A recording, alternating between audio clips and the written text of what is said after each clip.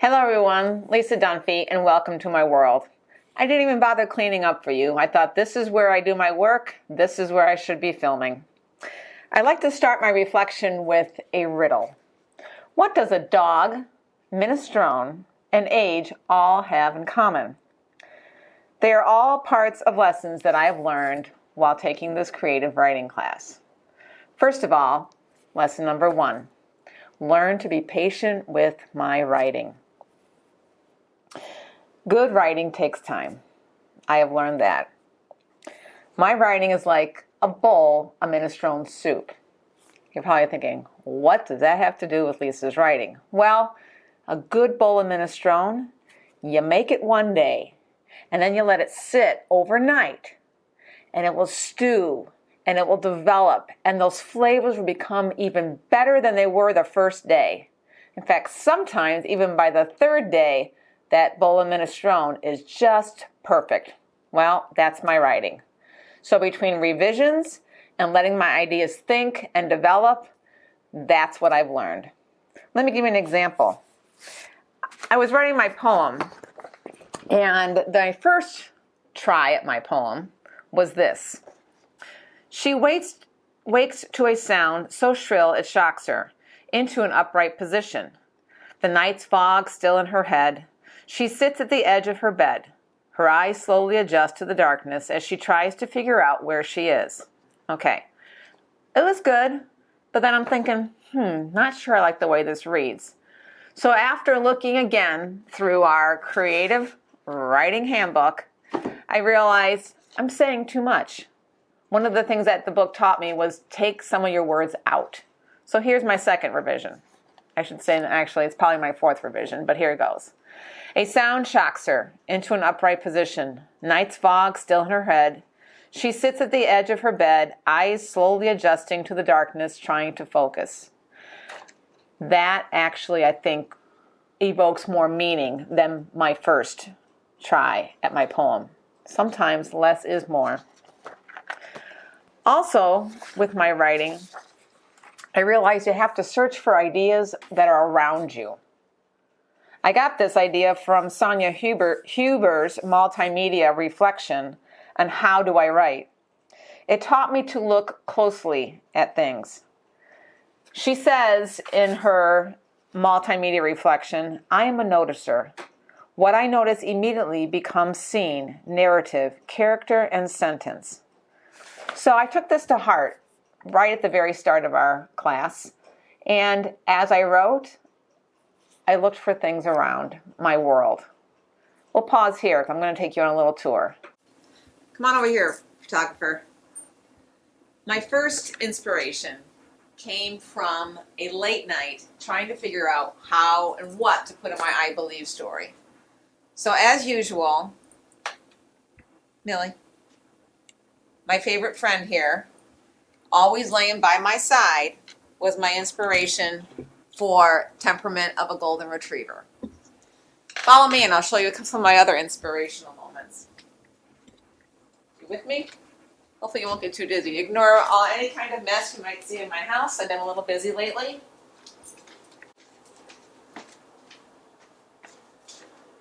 Yeah, the bathroom. Sitting on this old shelf is a antique bottle Egyptian brand liniment. Always wondered what is inside this, but never opened it. Plus the cap, I think, is fused on here. But this was the inspiration for my story called Forever Young. I keep following. Turn this off. See? Dog in hand. Over here, this is my grandfather when he was younger. He was my inspiration for my my non-fiction creative writing. And come on outside.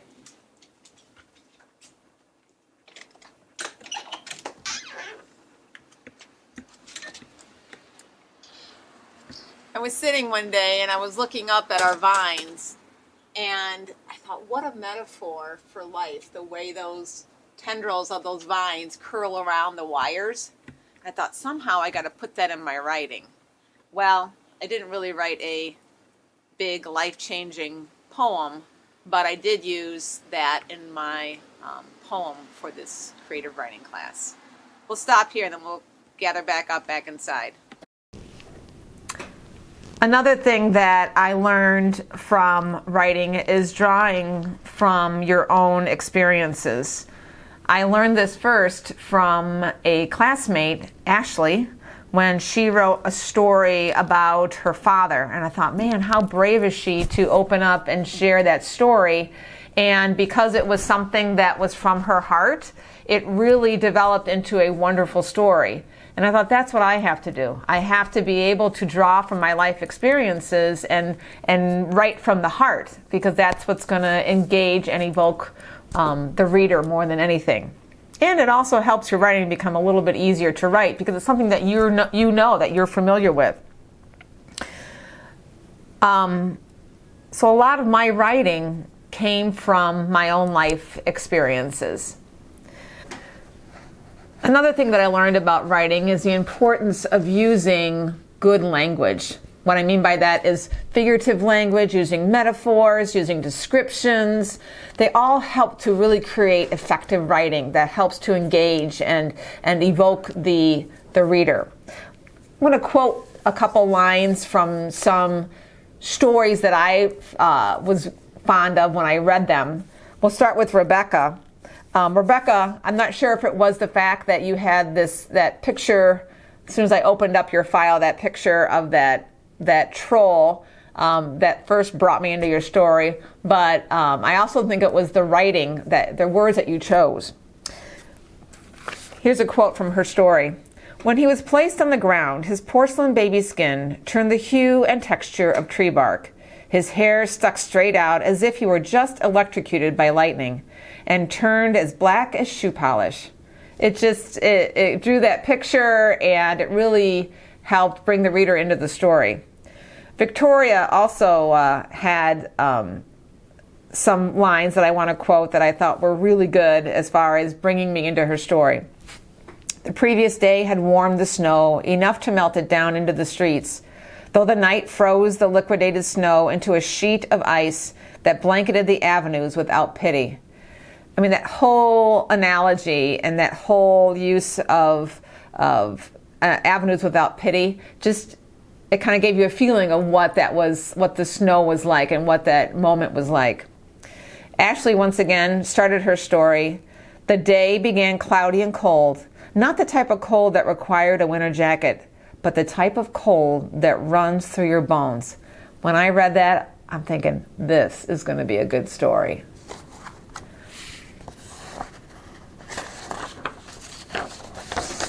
Some of the stories that we had to read also brought notice to the idea of how important it is to have and use just the right words to help bring the reader into your story. So I'm going to read a quote from Hans. It's one of my favorite short stories. I took a short story class, so when I saw that come up in this class, I thought, oh, this was a great story. And the way he writes about Wing, I just thought, just really gave you a feeling for what Wing was like. Wing Bidleham, before forever frightened and beset by a ghostly band of doubts.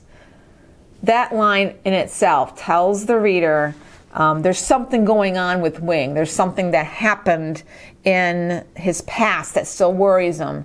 And the writer was able to say that without coming out and saying it. So it's that whole idea of showing, not telling. And that's kind of something that's always stuck in my head through this entire class.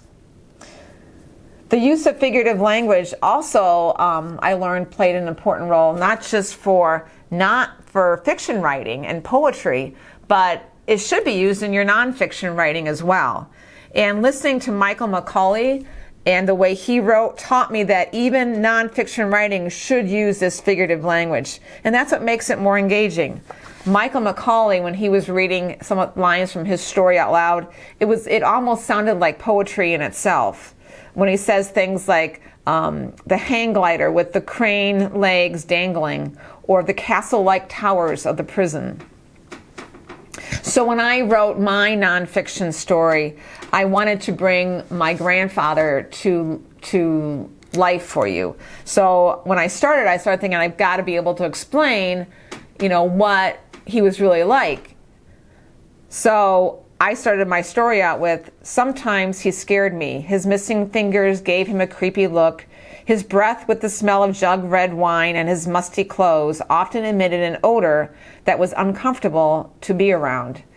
That was my grandfather. He wasn't the warm, fuzzy grandfather that some of you might have, but that was him. But that made him even more interesting as a person. Little sidebar, I also learned that stories and writing make a great gift. I actually copied that story and gave it to my dad for Father's Day. Of course, being the Italian that he is, he cried. So just think about that. If you ever want to have a gift for somebody that's really hard to buy for, try one of your writing pieces.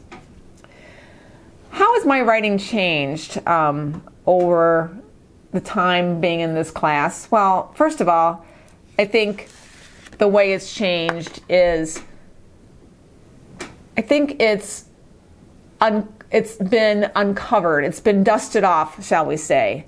I haven't thought about creative writing in a lot of years. And this class kind of helped bring light to the fact that this is something that I really enjoy. This is something that I had fun doing.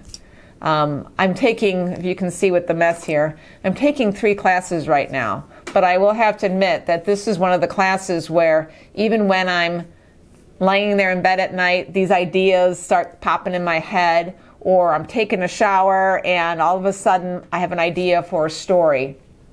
So I think how it's changed is it helped me realize that this is something that I think I will like to continue with even after this class. Also, I think that this class really helped me develop instead of telling, trying to show more. I think that's something that was kind of like in the back of my mind for every one of my writing pieces from the beginning. And I kept reminding myself of that when I was having kind of a block with what I was trying to say. Try to show it, don't just tell it. It also, I think, helped my writing change in that I tried to become more thoughtful in the words that I chose in my writing. Instead of just writing for the sake of writing, to go back and relook at what I've written to make sure that, is this what I was really trying to say? Is this really going to give the reader the feeling that I wanted them to get out of my story? So, in conclusion, you've heard the answer to most of the riddle. I began with the minestrone soup analogy, to be patient with my writing because it can only get better over time. And then I added on the idea of looking around you to get inspiration, and that's where the dog came in with my dog Millie, who's always under the table when I'm in here working. And I'm going to conclude with the last part of the riddle, and that's age. And that lesson was, you're never too old to learn something about yourself. And you're never too old to take up writing again. Thank you for joining me, and thank everyone who helped to look at my writing and give me some feedback. And thank you to Professor Snart.